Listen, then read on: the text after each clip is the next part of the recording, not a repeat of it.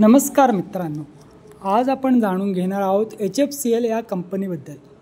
Normally तुम्हाला माहीत आहे की टेलिकॉम सेक्टरमध्ये ही कंपनी काम करते, तसेच डिफेन्स सेक्टरमध्ये पण काम करते।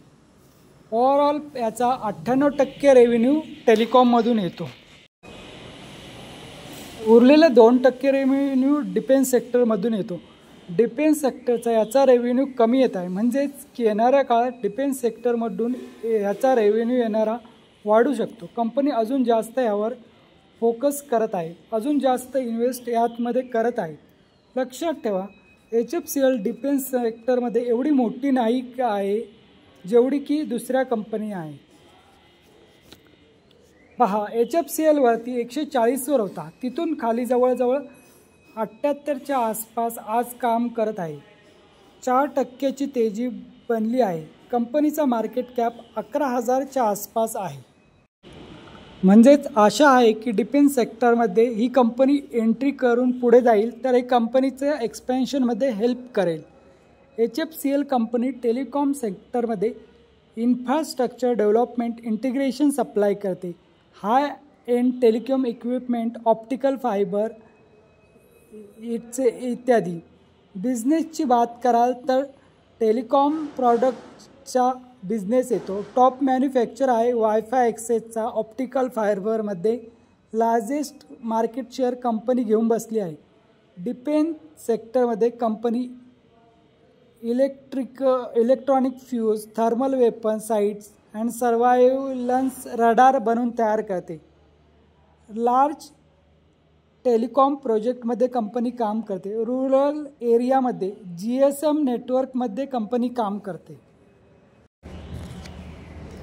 जिओग्राफिकल स्प्लिटची बात कराल तर ह्या कंपनीचा 89% रेव्हेन्यू डोमेस्टिक मार्केटमधून येतो आणि एक्सपोर्टनी 11% या कंपनीचा रेव्हेन्यू येतो।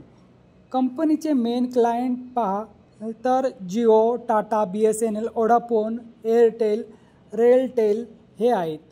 प्रायव्हेटमधून कंपनी 60% रेव्हेन्यू येतो, तर 40% रेव्हेन्यू गव्हर्नमेंटकडून येतो। ऑर्डरची बात कराल तर 10,400 करोडची ऑर्डर कंपनी घेऊन बसली आहे। कंपनीचा जेवढा पैसा येतो त्यातील 5% कंपनी रिसर्च अँड डेव्हलपमेंटवर खर्च करते।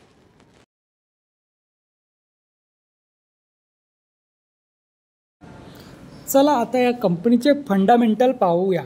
तर सप्टेंबरमध्ये या कंपनीचा 1,094 करोडचा रेव्हेन्यू होता। डिसेंबरमध्ये या कंपनीचा 1,012 करोडचा रेव्हेन्यू होता।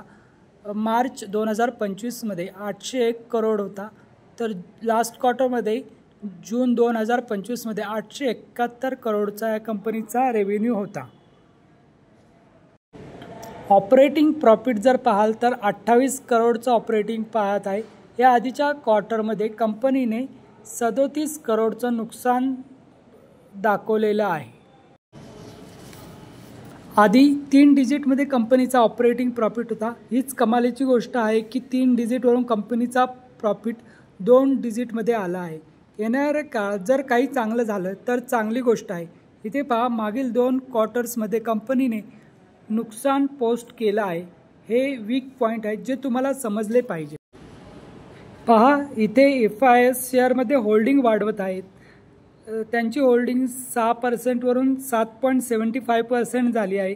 तसे DISनी पण आपली होल्डिंग वाढवत 14.04% केली आहे। हे संकेत आहे की येणाऱ्या काळामध्ये हा शेअर मल्टीबॅगर रिटर्न देऊ शकतो। नमस्कार।